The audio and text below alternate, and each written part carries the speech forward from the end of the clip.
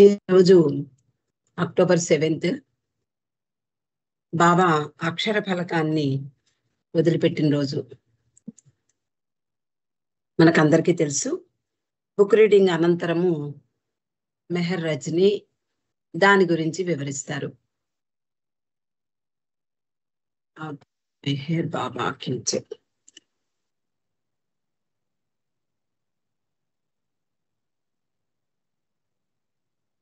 तार मेहर बाबा की जय. అవతార్ మెహర్ బాబా की जय.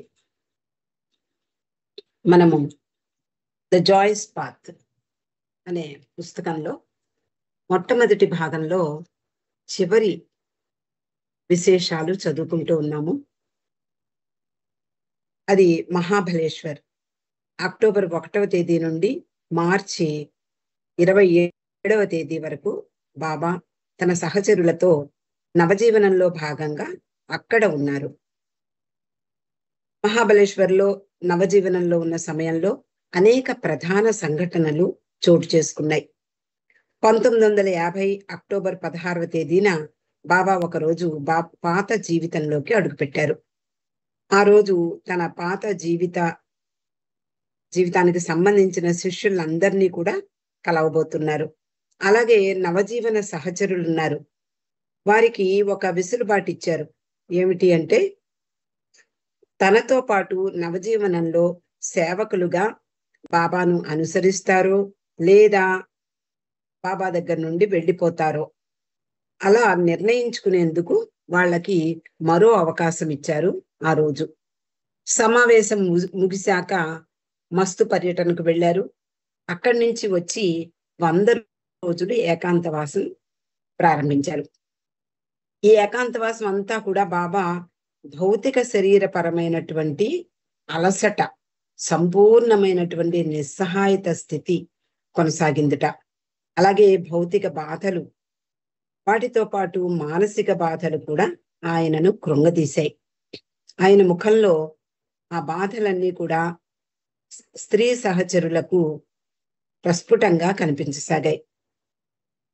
ఈ 100 రోజుల ఏకాంతవాసం గురించి బాబా అన్నారు, భగవంతుని సహాయం లేకుండా ఈ అగ్ని పరీక్ష లాంటి ఏకాంతవాసాన్ని విజయవంతంగా నెరవేర్చలేకపోయేవాడిని. ఆయన నాకు బాధలను, వాటిని సహించడానికి శక్తిని ఇవ్వడం ద్వారా తన సహాయాన్ని రుజువు చేసుకోవాలని అనుకున్నారేమో. ఈ ఏకాంతవాస సమయంలో ప్రతిరోజు బాబా మెహరాని, మణిని కొంతసేపు తన వద్దకు పిలిపించుకుని కొన్ని ఆదేశాలు ఇస్తూ ఉండేవారు. మహాబలేశ్వర్లో బాబా నవజీవనంపై కలకాలం నిలిచేటటువంటి ఒక సందేశాన్ని ఇచ్చారు. ఆ సందేశం మనందరికీ తెలిసినదే. అందులో ఇది అక్టోబర్ మాసం ఈ 16వ తేదీన బాబా 1949లో నవజీవనాన్ని ప్రారంభించారు. అలాగే 50లో మహాబలేశ్వర్లో ఈ శర్మన్ అనేటటువంటి ప్రధానమైనటువంటి సందేశాన్ని ఇచ్చారు. ఇలా నవజీవనం అంతా కూడా ఒక అద్భుతమైనటువంటి ఒక కళాఖండంగా కనిపిస్తుంది. అయితే ఈ నవజీవనంలో బాబా ఇచ్చినటువంటి ఒక ప్రధానమైనటువంటి సందేశం యథాతథంగా చదువుకుందాం. ఈ నవజీవనం అనంతమైనది. నా భౌతిక మరణానంతరం కూడా ఈ నవజీవనం ఎవరు భ్రాంతి, అసత్యము, ద్వేషము, క్రోధము, లోభము మరియు కామమును పూర్తిగా త్యజించి జీవనం గడుపుతారో, మరియు అట్టి జీవితమును గడుపుటకు ఎవ్వరు కామపూరితమైన పనులు చెయ్యరో, ఎవరికి ఎట్టి హాని కలుగజెయ్యరో, పరోక్ష నిందలు చెయ్యరో, ప్రాపంచిక సంపదలను, అధికారాన్ని కాంక్షించరో, ఎట్టి మర్యాదలను అంగీకరించక సత్కారములకు ఉప్పొంగి అవమానములను తిరస్కరించరో, ఎవరు దేనికి భయపడరో, సంపూర్ణముగా భగవంతుని పైననే భారముంచి కేవలం ప్రేమించుట కొరకు మాత్రమే దేవుని ప్రేమిస్తూ దైవ ప్రేమికులను వ్యక్త రూపాలనుగా విశ్వసించెదరో, మరియు ఎట్టి ప్రాపంచిక ఆధ్యాత్మిక ప్రతిఫలాన్ని ఆశించరో, సత్యం యొక్క ప్రాపు విడనాడరో, ఎట్టి ఆపదలు ఎదురైనా చలించక ధైర్యముతో హృదయపూర్వకంగా అన్ని కష్టాలను 100% సంతోషంగా ఎదుర్కొంటారో, మరియు ఎవరు కులగోత్రాలకు మతపరమైన కర్మకాండలకు ప్రాధాన్యత ఇవ్వరో అట్టి వారి చేత నిరంతరాయంగా ఈ నవజీవనము జీవించబడుతుంది అని ఈ అద్భుతమైనటువంటి సందేశాన్ని ఇచ్చారు. మనము చదువుకుంటూ ఉన్నాము. నవజీవనంలో ప్రతి విషయము చాలా గంభీరంగా ఉంటుంది. అలాంటి పరిస్థితుల్లో కూడా బాబాతో పాటు స్త్రీ సహచరులు కొన్ని సంతోషకరమైనటువంటి సమయాలను గడుపుతూ ఉండేవారు. మహాబలేశ్వర్లో ఉండగా ఆగాఖాన్ బంగ్లాలో, అందులో ఫ్లోరెన్స్ హాల్, అందులో బస చేశారు వీళ్ళందరూ. 1940లో కూడా అంతకుముందు అక్కడే ఉన్నారు. వారికి అలవాటైనటువంటి ప్రదేశం అది, సౌకర్యవంతమైనటువంటి ఇల్లు. అలా ఆ ఇంటికి తిరిగి రావడం వాళ్ళందరికీ చాలా ఆనందాన్ని కలిగించింది. స్త్రీలంతా అక్కడి అడవులు, పారే సెలయేర్లు, ప్రశాంతమైనటువంటి అందమైన దృశ్యాలు ఇవన్నీ చాలా ఇష్టపడేవారు. వారు సతారాలో ఉండగా ఒక చిన్న గుర్రాన్ని పెంచుకుంటూ ఉన్నారు. దాని పేరు బేగం. దాన్ని మహాబలేశ్వర్ కూడా తీసుకొచ్చారు. మహాబలేశ్వర్లో ఆగాఖాన్ బంగ్లాలో ఫ్లోరెన్స్ హాల్లో వీళ్ళందరూ కూడా ఉన్నారు. అది చాలా పెద్ద పెద్ద గదులు ఉండేటటువంటి బంగ్లా. అలాగే పెద్ద పెద్ద స్నానపు గదులు కూడా ఉండేవట. ఆ స్నానం గదికి అంటిపెట్టుకున్నటువంటి ఒక గదిలో ఈ బేగం అనేటటువంటి గుర్రాన్ని ఉంచారు. అది స్వేచ్ఛగా ఇల్లంతా తిరుగుతూ ఉండేది. హాల్లో బాబా కూర్చున్నప్పుడు అది నేరుగా బాబా దగ్గరికి వచ్చేసేది. బాబా దాన్ని దువ్వుతూ నవ్వుతూ నిమిరేవారు, పెట్ చేసేవారు. స్త్రీలతో కూడా బేగం అక్కడ ఉండేటటువంటి అడవులలో వాక్కి వెళ్ళేది, నడకకు వెళ్ళేది. అన్నిటికంటే బేగం బాబాని చాలా నవ్వించేది. అది ఎలాగంటే ఆయన చేతిలో ఉన్నటువంటి క్యారెట్ ని గబుక్కున అందుకునేది. అలా బాబాకు అది నవ్వు తెప్పించేది. అలాగే మరో సంఘటన మణి రాస్తోంది. కిట్టి గురించి రాస్తోంది. స్త్రీలు కిట్టిని ఎప్పుడు ఆట పట్టిస్తూ ఉండేవారు. ఆమెకు చాలా భయం ఎక్కువ. ఫ్లోరెన్స్ హాల్లో ఉండగా మణి చేసినటువంటి పనికి కిట్టీకి విపరీతమైనటువంటి భయం కలిగింది. అందరికీ మాత్రం అది వినోదాన్ని కలిగించింది. ఒకరోజు మెహ్రూ చూస్తూ ఉండగా బాత్రూంలోకి పాకుతూ వెళ్ళిపోతున్నటువంటి ఒక పాము కనిపించింది. దాన్ని ధైర్యంగా మెహ్రూ తోక పట్టుకుని గట్టిగా బయటికి లాగేసింది. ఆ దెబ్బకు తోక తెగిపోయింది, పాము పారిపోయింది. అప్పటి నుండి కిట్టీకి చాలా భయం ఏర్పడింది. నిజానికి సహజంగానే ఆమెకు పాములంటే భయం. తోక తెగిన పాము ఎక్కడ కనపడుతుందో, ఎలా వస్తుందో, తన దగ్గరకు వస్తుందేమో, తన గదిలోకి వస్తుందేమో, ఇలా ఎప్పుడూ భయపడుతూ ఉండేది. అటు ఇటు జాగ్రత్తగా చూసుకుంటూ ఉండేది. మణి ఇంకా ఆమెను భయపెట్టాలని ఒక ట్రిక్ ప్లే చేసింది. చపాతీ పిండితో, అంటే గోధుమ పిండితో ఒక పెద్ద పామును తయారు చేసి ఎండబెట్టింది. మెహ్రా దానికి మీద అవసరమైన విధంగా పెయింట్, అంటే కలర్స్ వేసింది. ఈ కలర్స్ అన్ని వాళ్ళకి ఎక్కడి నుంచి వస్తాయి? వంటింట్లో ఉండే సామాన్లతోటే ఆ కలరింగ్ అనేది చేసిందట. సహజమైనటువంటి వస్తువులు, ఇంట్లో పసుపు ఉంటుంది, మిరప్పొడి ఉంటుంది, మసి అంటే పొయ్య రాజేసిన తర్వాత ఆ మసి అనేది ఉంటుంది. అలా ఇలాంటి రంగులు పూసి ఆ పాముని నిజమైన పాముగా తయారు చేశారు. దాన్ని ఎండబెట్టగా గోహెర్ మొదట చూసి ఒక పెద్ద కర్ర తీసుకొచ్చి దాన్ని చంపడానికి ప్రయత్నించింది. వారు ఆమె చేసినటువంటి పనికి నవ్వుకుంటూ దాన్ని మళ్ళీ నిజమైన పాముగా జాగ్రత్తగా మళ్ళీ సరిచేసి ఎండలో పెట్టారు. కిట్టి వంటగదిలో ఉంది. మణి వంట ఇంటి బయట ఈ పాముని పడేసింది. డాబా పైన నిలబడి బాబా, మెహ్రా, మణి, మెహ్రు వీళ్ళందరూ కూడా తమాషా చూస్తున్నారు. డాబా మీద నిలబడ్డారు. కింద ఏం జరుగుతోందో వీళ్ళకి కనపడుతోంది స్పష్టంగా. కిట్టి ఆ వంట ఇంట్లో ఉంది. ఆ వంట ఇంటి బయట ఈ పాము ఉంది. కిట్టి బయటకు రప్పించడానికి మెహ్రా, మెహ్రు వీళ్ళిద్దరూ ఏం చేశారు అంటే వంటగది కిటికీపై రాళ్లు విసిరారు. కిట్టి ఏం జరుగుతోందో తెలియక పిల్లిలా బయటకు తొంగి చూస్తుంది. ఆమె దృష్టి వెంటనే పాముపై పడింది. భయపడిపోయింది. కర్ర తేవడానికి పరిగెత్తింది. ధైర్యంగా దాన్ని కొట్టి ముక్కలు చేసింది. అది నకిలీ పాము అని అర్థం అవడానికి కొంత సమయం పట్టింది ఆమెకు.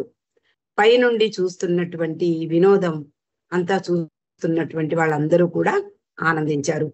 కిట్టికి ఈ దెబ్బతో కాస్త భయం తగ్గింది. మార్చి నెల చివరిలో బాబా తాను తన ఏకాంతవాసాన్ని కొనసాగించడానికై పూనా వెళ్ళాలి అని అనుకున్నారు. మొదట పూనాలో వానోగ్రి అనే ప్రాంతంలో ఉన్నారు. అది ఎంత మాత్రము నివాసయోగ్యంగా లేదన్నమాట. ముఖ్యంగా బాబాకు అస్సలు నచ్చలేదు. అందువలన మరో బంగ్లా వెతకమని చెప్పారు. ఆ సమయంలోనే బాబా పురుష మండలి వాళ్ళందరూ కూడా అనేక ప్రయత్నాలు చేశారు. చివరకు బరోడా మహారాణి తన గురుప్రసాద్ భవనాన్ని మెహర్ బాబా నివాసానికి ఇవ్వడానికి అంగీకరించింది. ఆనాడు మధ్యాహ్నం బాబా, స్త్రీలు కలిసి ఆ భవనంలోకి వెళ్ళారు. నిజానికి ఆ భవనం అద్భుతమైనటువంటి రాజప్రాసాదం. వీళ్ళందరూ ఒక నాగరిక ప్రపంచంలోకి అడుగు పెట్టామా అన్నట్లుగా అనిపించిందట వాళ్ళందరికీ ఆ భవనం. అంతకుముందు ఎన్నో ప్రదేశాల్లో ఉన్నారు స్త్రీ మండలి వాళ్ళు, బాబా అలాగా పురుష మండలి వారు ఎన్నో ప్రదేశాల్లో ఉన్నారు. వాళ్ళకి చెట్ల నీడలే ఒక్కొక్కప్పుడు ఆశ్రయం ఇచ్చేవి. కొన్నిసార్లు డాక్ బంగ్లాల్లో ఉండేవారు. ఇలా ఎక్కడ ఉన్నా బాబాతో ఉన్నాము అనేటటువంటి ఒక అద్భుతమైనటువంటి భావనతో వాళ్ళు అక్కడ అది ఎంత అసౌకర్యంగా ఉన్నా కూడా పట్టించుకునేవారు కాదు. కానీ ఇక్కడ గురుప్రసాద్ భవనంలోకి అడుగు పెట్టగానే అందరికీ ఒక అద్భుతమైనటువంటి భావన కలిగింది. ఎందుకు అంటే ఇంతకు ముందు ఎన్నడూ ఇలాంటి రాజభవనాన్ని వాళ్ళు చూసి ఉండలేదు. వాళ్ళందరూ ఒక గొప్ప నాగరిక ప్రపంచంలోకి అడుగు పెట్టామేమో అనుకున్నారట. అది ఇల్లు కాదు, భవంతి. ఎంతో బాగుంది. విశాలమైనటువంటి డ్రైవ్వే, వేప, గుల్మోహర్ చెట్లు, బయట కూడా ఆహ్లాదంగా కనిపించింది. పెద్ద భారీ అయినటువంటి ఇనుప గేటు ఉంది. విశాలమైనటువంటి పచ్చిక బయలు, లాన్, లోపల పెద్ద బంగ్లా తోట. ఇలా అందులో ఇటాలియన్ విగ్రహాలు, ఫౌంటైన్లు, విశాలమైనటువంటి పాలరాతి మెట్లు. నిజంగా ఆశ్చర్యంగాను ఆనందంగాను ఉంది. ఆ రోజుల్లో గురుప్రసాద్ చూసినటువంటి వాళ్ళు ఎవరైనా ఉంటే వాళ్ళకి ఈ వివరణ వాళ్ళకి కళ్ళ ముందు కనిపిస్తూ ఉంటుంది. 1965లోను 69లోను నేను వెళ్ళే భాగ్యం కలిగింది. కాబట్టి అక్కడ ఉండేటటువంటి ఇక్కడ ఈ మణి ఇచ్చినటువంటి వివరణ నాకు అది కళ్ళకు కట్టినట్లు కనిపిస్తోంది. పూనాలో బాబా తన పని కొరకు 7 ఏకాంత ప్రదేశాల్ని ఎన్నుకున్నారు. అది ఏమిటి అంటే జంగ్లే మహారాజ్ గుహ, ఛత్తర్ సింగ్ ఆలయం, అక్కడున్న సమాధి, పార్సీ శ్మశాన వాటిక, క్రైస్తవుల శ్మశాన వాటిక, బాబా ఇంట్లో ఉన్న పాత గది, 6వది మహారాష్ట్రకు చెందిన సద్గురువు జ్ఞానేశ్వర్ సమాధి మందిరం. ఇలా 7 చోట్ల బాబా తన ఏకాంతవాసం చేయడం కోసం ఎన్నుకున్నారు. ఏప్రిల్ 6వ తేదీన స్త్రీ మండలి వాళ్ళందరూ కూడా ఆలంది అనే గ్రామం వెళ్ళారు. అక్కడ జ్ఞానేశ్వర్ సమాధిని చూశారు. బాబా, మణి వీళ్ళందరూ కూడా అక్కడ చూసినటువంటి ఆ జ్ఞానేశ్వర్ సమాధి ఇవన్నీ చూసి ఆ జ్ఞానేశ్వర్ గురించినటువంటి ప్రసిద్ధమైనటువంటి కథ ఉందట. ఆయనకు ఇద్దరు సోదరులు, ఒక సోదరి. ఆ జ్ఞానేశ్వర్ అనేటటువంటి సాధువుకి సోదరుల్లో ఒకరు, అందులో ఒకళ్ళు మళ్ళీ ఒక సద్గురువు. వారు మామూలుగా ఆ గోడపై కూర్చుని ఉన్నారు. చాంగ్ దేవ్ ఛాలెంజ్ చేశాడు. అతడు ఒక అహంకారి, యోగి కూడా. జ్ఞానేశ్వర్ ఆధ్యాత్మిక స్థాయి ఎరుగనివాడు. నలుగురు ఆ గోడ మీద కూర్చుని ఉండగానే జ్ఞానేశ్వర్ నవ్వుతూ దాన్ని గాల్లోకి లేపాడు. అంటే ఇదంతా అక్కడ ప్రాచుర్యంలో ఉండేటటువంటి ఒక కథ. ఈ జ్ఞానేశ్వరు, అందులో అతని సోదరులు, సోదరి వీళ్ళందరూ కూడా ఒక గోడ మీద కూర్చున్నారట. కూర్చున్నప్పుడు అక్కడికి వచ్చినటువంటి ఒక సాధువు, చాంగ్ దేవ్ అనేటటువంటి ఒక సాధువు అహంకారంతో వాళ్ళని ఛాలెంజ్ చేశాడు. ఈ జ్ఞానేశ్వరి యొక్క ఆధ్యాత్మిక స్థాయి అతనికి తెలియదు కాబట్టి ఛాలెంజ్ చేయడం జరిగింది. నలుగురు ఆ గోడ మీద కూర్చుండగానే జ్ఞానేశ్వర్ నవ్వుతూ ఆ గోడను గాల్లోకి లేపట్ట. పాపం చాంగ్ దేవ్ తన ఆధ్యాత్మిక శక్తిని నిరూపించడానికి పులి మీద సవారీ చేస్తూ వచ్చాడు. కానీ ప్రాణం లేని వస్తువులపై కూడా జ్ఞానేశ్వర్కున్న శక్తిని చూసి చాంగ్ దేవ్ ఆయన పాదాలపై వాలిపోయాట. ఆ తర్వాత అతడు ఆయన సన్నిహిత శిష్యుల్లో ఒకడయ్యాడు. ఇది జ్ఞానేశ్వరికి సంబంధించినటువంటి ఆ కథని మణి చెప్పగా ఇక్కడ హెదర్ నాడెల్ రాసింది. తర్వాత మహాబలేశ్వర్ తిరిగి వచ్చి బాబా తన ఏకాంతవాసాన్ని అక్కడ ఈ బంగ్లాకి ముందు నేల మీద నిర్మించబడినటువంటి ఒక కుటీరంలో కొనసాగించారు. ఆ సమయంలో ఆయనకి పైల్స్ వ్యాధితో బాధపడుతున్నారు. అలాగే ఫిషర్స్ కూడా కారణంగా కూడా భరించలేని బాధ అనుభవిస్తున్నారు. అనేక మంది అనేక చికిత్సలు చేశారు, అయినా ఫలితం కలగలేదు. బాబా తన 100 రోజుల ఏకాంతవాసం చివరి రోజున భగవంతుని కృపతో నా సంతృప్తి మేరకు ఈ ఏకాంతవాసాన్ని పూర్తి చేశాను అంటూ ప్రకటించారు. బొంబాయికి వెళ్ళి తిరిగి వచ్చాక వారంతా హైదరాబాదుకు ప్రయాణం అయ్యారు. ఈ హైదరాబాదులో చేసినటువంటి బాబా ఈ నవజీవనానికి పరాకాష్ట అని చెప్పుకోవచ్చు. అక్కడ మనోనాష్ కార్యక్రమాన్ని నిర్వహించారు. దానికి ముందు కూడా అనేక సంఘటనలు, అంటే ఇది లార్డ్ మెహర్ వైపు నుంచి చదివితే, అంటే లార్డ్ మెహర్ లో ఉన్న విషయాలు చదువుకున్నట్లయితే అది పురుష మండలి వాళ్ళ వైపు నుండి మనం గమనించవచ్చు.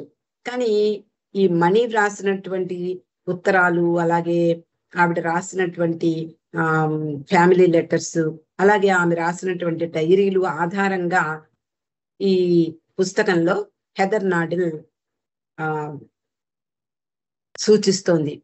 కాబట్టి ఇది స్త్రీల వైపు నుండి చూసేటటువంటి దృష్టికోణంలో ఈ వివరాలన్నీ కూడా చెప్పబడ్డాయి. ఇక హైదరాబాద్ ప్రయాణము, అక్కడ బాబా చేసినటువంటి మనోనాష్ కార్యక్రమం గురించి రేపు చదువుకుందామండి. అవతార్ మెహర్ బాబాకి జై. జై బాబా అండి. లక్ష్మి గారు చాలా చక్కగా వివరించారు మాకు.